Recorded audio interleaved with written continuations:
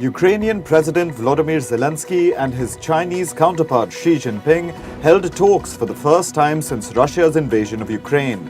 Zelensky said that China represented an opportunity to reinforce the rules that peace should be built upon. Xi told Zelensky that China would send special representatives to Ukraine and hold talks with all parties. China has refrained from denouncing the invasion. However, it presented a 12-point peace plan to end the war.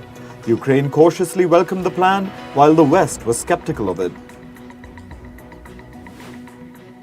Russian Foreign Minister Sergei Lavrov has criticized the United States for denying visas to some Russian reporters. They were meant to accompany him during a visit to the United Nations headquarters. Lavrov is scheduled to chair several meetings at the UN. This is because Russia is currently holding the rotating UN Security Council presidency. Lavrov pointed out Western hypocrisy against Russian media. He said that retaliatory measures will be taken in response to the inappropriate conduct of the US government. Russia's defense ministry has released a new video. It shows over 40 Russian servicemen being returned from Ukrainian captivity after talks. The ministry said that all those released are being provided with the necessary medical and psychological assistance. The two sides have held regular prisoner exchanges during the invasion. US President Joe Biden has announced an agreement with South Korea. The agreement will give the US a bigger role in nuclear planning over any conflict with North Korea. South Korea has also pledged not to pursue a nuclear weapons program of its own. The US will also deploy a ballistic missile submarine in South Korean waters as a show of strength. This will be the first such deployment since the 1980s.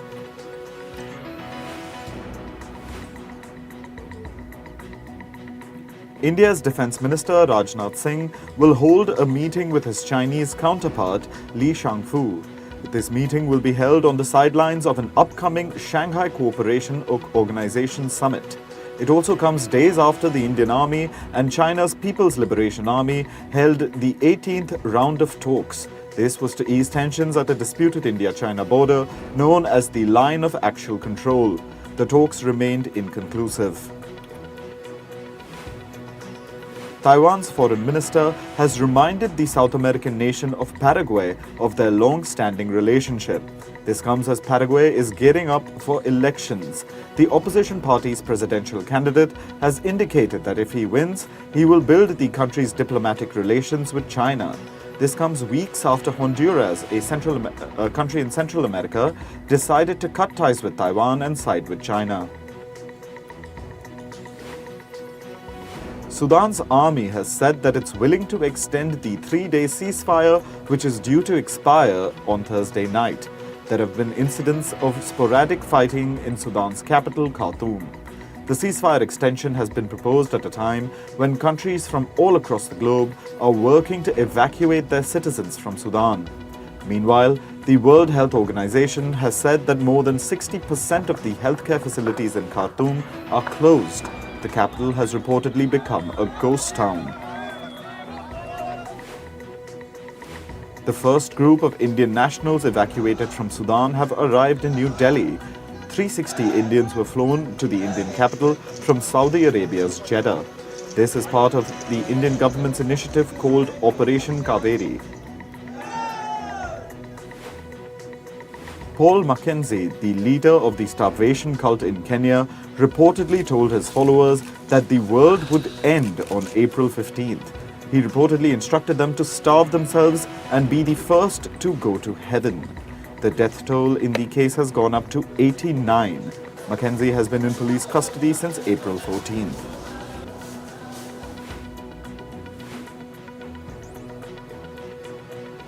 Former Brazilian President Jair Bolsonaro was in the capital Brasilia to testify before the federal police. This was for an investigation into the storming of government buildings by his supporters in Brasilia on January 8th. Bolsonaro condemned the events but refused to take any responsibility because he said he was not in Brazil at the time. His supporters rejected election results which were in favor of Bolsonaro's challenger, Luiz Inácio Lula da Silva. American journalist E. Jean Carroll has revealed rape allegations against former US President Donald Trump. She told a New York jury that Trump raped her and then denied the attack. She says it shattered her reputation. The case allegedly dates back to 1996. She said that the case is not a quote-unquote he said, she said dispute. Peru has declared a state of emergency at its border regions. This is because of migrants coming in from Chile. Most of the migrants are reportedly Venezuelans trying to go home and seeking passage through Peru. Peru's President Dina Boluarte has announced the state of emergency to maintain law and order. The rule will affect 7 border regions with Chile, Ecuador, Colombia, Brazil, and Bolivia. Pope Francis will allow women to vote for the first time at a global meeting of bishops in October this year. In the past, women were allowed to attend a papal advisory body called synods and auditors. However, they had no right to vote. This is being seen as a historic move to promote inclusiveness in decision-making in the Roman Catholic Church. Women have been demanding this right for years. Mexican President Andrés Manuel López Obrador has said that he briefly blacked out in a meeting due to COVID-19 complications. He had to be flown from the Yucatan region to Mexico City for treatment. This is the 3rd time that Obrador has contracted the virus. He's on a break to recover and hasn't resumed his official duties yet. On to some climate news now. The US state of Florida is witnessing strong storms. They triggered heavy hail and fierce winds at Vino Beach. Authorities have warned of severe thunderstorms in parts of Florida. Officials said that hail and strong winds could damage property. Cities located along the Mississippi River in the US are facing floods. This comes as snow is melting in the region. Some streets have been closed for flood management. The Mississippi River's water levels are likely to hit historic records this year. This is a consequence of major snowstorms that lashed western parts of the US over the winter. Climate activists protested outside British power giant Drax's headquarters in central London. They called out the company's claims of being carbon neutral after replacing coal with biomass. Protesters say that the company rebranded itself as a renewable energy company, but it's not really the case. The UK's energy regulator is investigating the company's claim.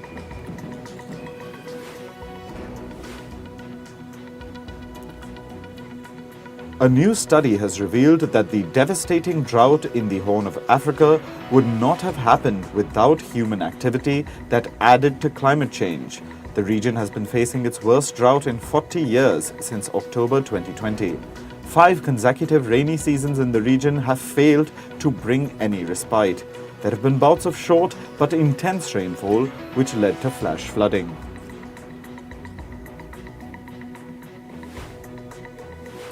An advisory body in New Zealand has said that the island nation is heavily dependent on planting trees to tackle carbon pollution. This dependency threatens the country's plan to reach net zero emissions by the year 2050. The body said that the government needs to make a choice about how far it will go in directly cutting polluting activities versus simply planting trees to remove carbon. 2 California condor chicks have been born at a zoo in Mexico. They will be reintroduced to the wild. This is part of the country's conservation efforts. The International Union for the Conservation of Nature has listed the California condor as critically endangered.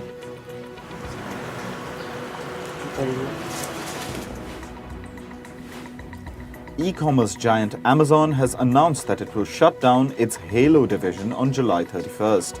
The Halo division sells wearables like health and sleep trackers.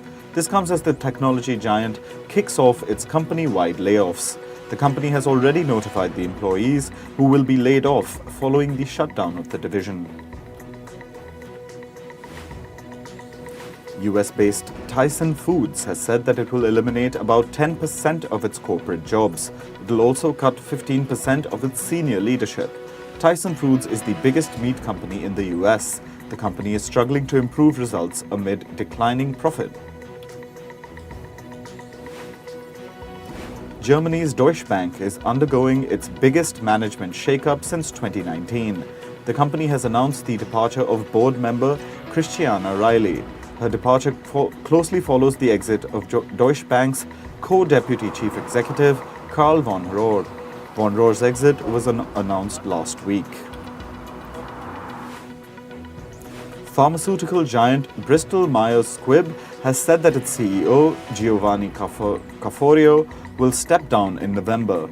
However, Caforio will continue to serve as the executive chairman of the company's board. He'll be succeeded by Chief Commercialization Officer Christopher Bohner.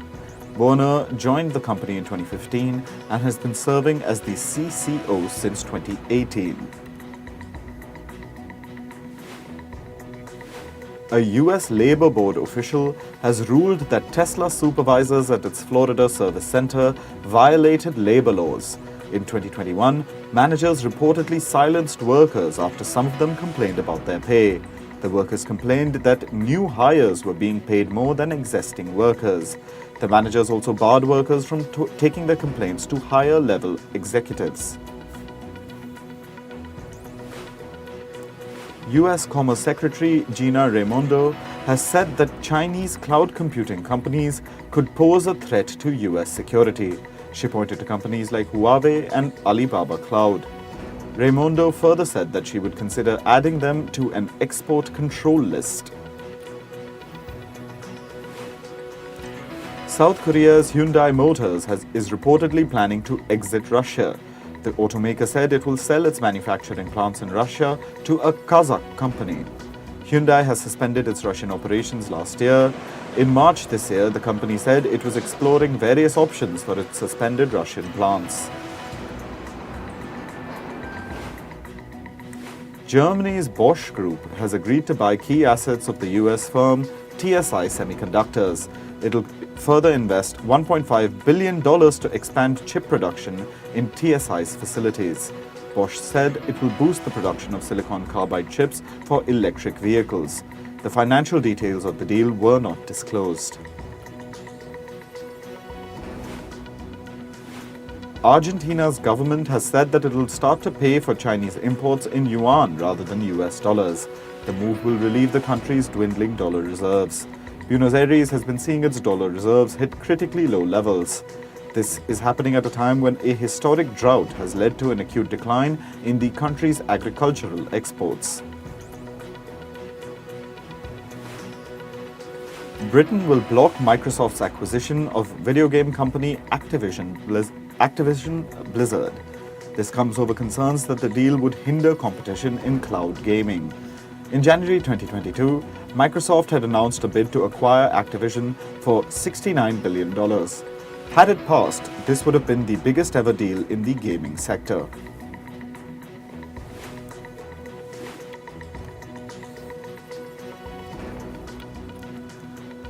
Moving on to sports now, Kolkata Knight Riders defeated Royal Challengers Bangalore by 21 runs in match 36 of IPL 2023.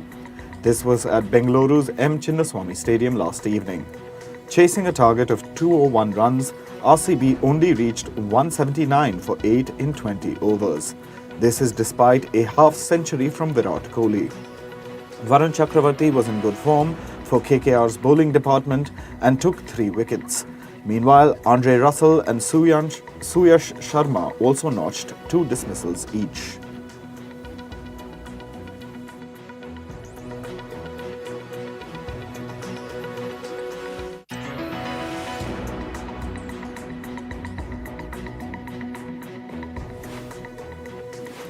Four times champions Chennai Super Kings will face the Sanju Samson-led Rajasthan Royals. It will be at Jaipur Savai Mansingh Stadium this evening. Rajasthan are coming into the game on the back of 2 consecutive losses against Lucknow Super Giants and Royal Challengers Bangalore. On the other hand, Chennai are coming off 3 consecutive victories and would look to maintain their winning run. The match will begin at 7:30 p.m. IST.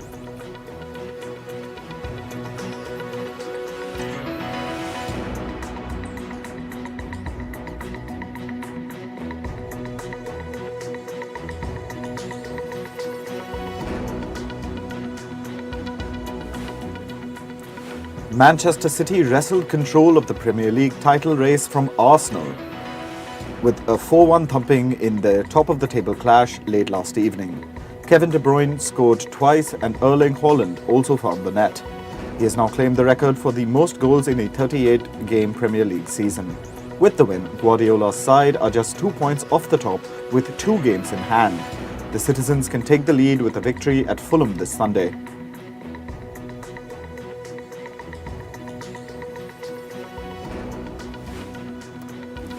Interim Tottenham Hotspur coach Ryan Mason has demanded a reaction from his players when they face Manchester United on Thursday.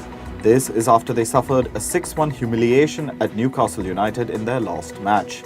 The defeat at St James's Park on Sunday ended in the sacking of Mason's predecessor as interim boss. However, a victory would allow Spurs to leapfrog Aston Villa into 5th place and cut the gap on United to 6 points. According to British media reports, Mauricio Pochettino is set to be named Chelsea's new manager. The 51-year-old former Tottenham coach was first linked with Chelsea after Thomas Tuchel was sacked last September. Frank Lampard is currently filling the manager's role on an interim basis following the departure of Graham Potter. Chelsea are 11th in the league standings and at risk of their worst domestic league finish in nearly 30 years. Sheffield United partied long into the night after clinching a promotion back to the Premier League. The development comes after a 2-0 win against West Bromwich Albion at a jubilant Bramall Lane last evening. The Blades were relegated from the top flight in 2021 and lost in the Championship playoff semi-finals against Nottingham Forest last season. A Brazilian dictionary has added Pele as an adjective to use when describing someone who's exceptional, incomparable, and unique. The announcement was made by the Michaelis Dictionary yesterday. It's part of a campaign that gathered more than 125,000 signatures to honor the late football great's impact beyond his sport. Haas team boss Günther Steiner has claimed that no top Formula One side besides Mercedes will be interested in hiring Lewis Hamilton beyond 2023. Steiner also admitted that he's perplexed that Hamilton and Mercedes have been unable to accept their fall from grace. He argued it's just the way sport goes. Mercedes' continuing issues have seen speculation arise over Hamilton's future with the Brackley team. The Brit's current deal is expiring at the end of this year. Pro golfer Phil Mickelson has said that golf's ranking system will have to change. They have to find a way to incorporate live players if the best fields are to be assembled at the 4 majors tournaments. Mickelson added, and I quote, "We have to come up with a qualifying mechanism that is inclusive, and if the World Golf Ranking isn't going to be inclusive, then they have to find another way." A decision by official World Golf Ranking over ranking points will play a key role in deciding live player entries into golf's 4 majors. 7-time snooker world champion Ronnie OSullivan has been knocked out of the World Snooker Championship. O'Sullivan was shocked by Belgian Luca Bressel in their quarterfinal at the Crucible Theatre last evening. He was looking to win an 8th world title, but utterly collapsed in a tepid showing against the 9th seed.